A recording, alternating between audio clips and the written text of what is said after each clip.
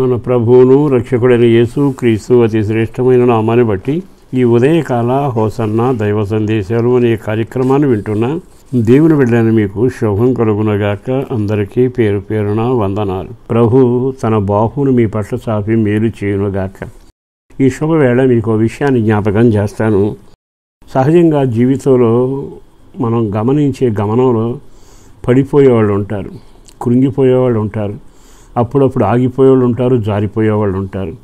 నేను వివరంగా చెప్పనక్కర్లేదు, కానీ మీ అనుభవాన్ని బట్టి ఎంతమందిని చూసారు, అరే అతగాడు పడిపోయాడే, అతని స్థితికి పోయాడే అంటుంటాంగా.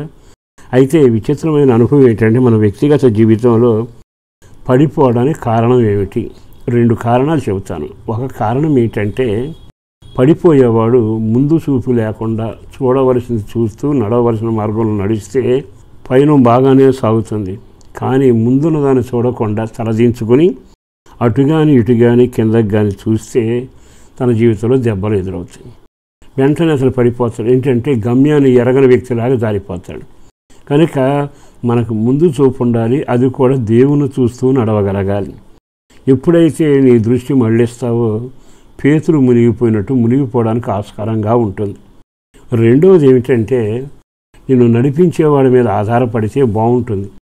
నేను ఎంత నడిచాను, ఎంత దూరం వచ్చాను, ఎంత బలంగా ఉన్నాను అని గతాన్ని జ్ఞాపకం చేసుకుంటూ అప్పటి వరకు ఎదిగిన జరపటి నా ఘనతను బట్టి, నా గొప్పతనాన్ని బట్టి కదా ఇంత బాగా నడిచాను, అంత బాగా సాధించాను అనుకుంటూ ఎప్పుడైతే దేవుని మీద ఉండాల్సిన దృష్టి, మనసు నీ గొప్పతనాన్ని మీద నిన్ను నువ్వే మెచ్చుకునే పరిస్థితికి వెళతావు, తప్పకుండా పడిపోతావు. అన్నిటికంటే మనవాడు చెప్పిన బైబిల్లో వాక్యం ఏంటంటే, గర్వం మనిషిని పడవేస్తుందట.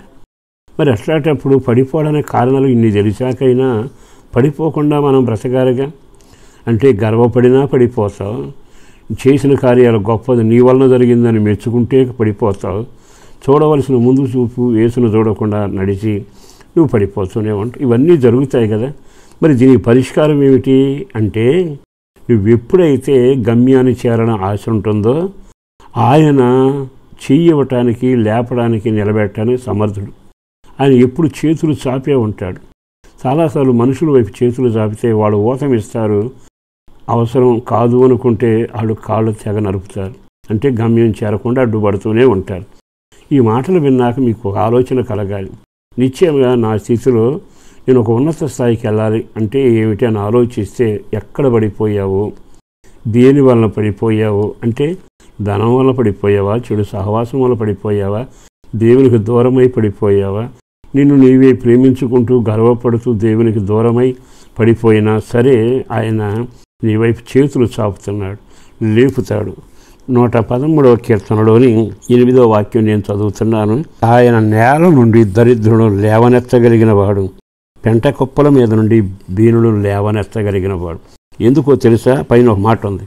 ఆయన మనసులో ఆలోచన, ప్రధానులతోనూ తన ప్రజల ప్రధానులతో వారిని కూర్చుండబెట్టుడకే. దేవుని ఉద్దేశం ఏంటంటే, నువ్వు పడిపోయావు గనక, ఎవరు సాయం లేరు గనక నేను చేశాను అన్నట్టు కాదు. ఆయన ఉద్దేశం ఏంటంటే, పడకుండా నడిపించి పేదరికంలో ఉన్నా, దరిద్రతలో ఉన్నా, నేల మీద పడిపోయినా, కొన్ని పరిస్థితుల ప్రభావంలో పతనమైపోయినా నీ కర్మ అనడు. ఆయన లేపి ప్రధానులతో కూర్చుండబెట్టడానికి నడిపిస్తాడట. ఆహా, ఇంత ప్రేమ కలిగిన హస్తం ఎక్కడుందండి? కొన్నిసార్లు కొంతమంది పడిపోయినప్పుడు నవ్వుతాం మనం, కొంతమంది పడిపోయినప్పుడు తెలిసి వచ్చింది అంటుంటాం, కొన్నిసార్లు పడిపోయినప్పుడు చేయూతనిస్తాం. కానీ దేవుడు ఎవరో తెలుసా? ప్రతీకారం కానీ విమర్శించేవాడుగా, వేలెత్తి చూపేవాడుగా, వెక్కిరించేవాడు కాక నీ చేతిని పట్టుకుని దేశ ప్రధానులతో నా బిడ్డలను నిలబెట్టాలి అని చేయి చాపుతాడు. నువ్వు చేయాల్సింది ఒక్కటే, గతంలో ఎక్కడ పడిపోయినవి అన్నీ ఒప్పుకుని నీ చెయ్యి ఆయన చేతికి అందించి చూడు, అద్భుతం చూస్తావు. మరలా నీవు లేపబడి ఒక ఉన్నత స్థాయిలో ప్రధానుల మధ్యలో, గనుడైన వ్యక్తుల మధ్యలో నీవు నిలబడబోతున్నావు. అది దేవుని వలన సాధ్యం, చెయ్యి చాపడం వల్ల నీ వలన సాధ్యం. ఈ రెండూ జరిగితే దేవునికి మహిమ, నీకు దీవెన కలగబోతుందని చెప్పడానికి ఒక సేవకుడిగా ఇష్టపడుతూ ఈ రోజైనా పడిపోయినది ఎక్కడో చూసి దాన్ని ఒప్పుకుని సరిచేసుకోగలిగితే ఆయన క్షమించి కృప చూపగలిగినవాడు.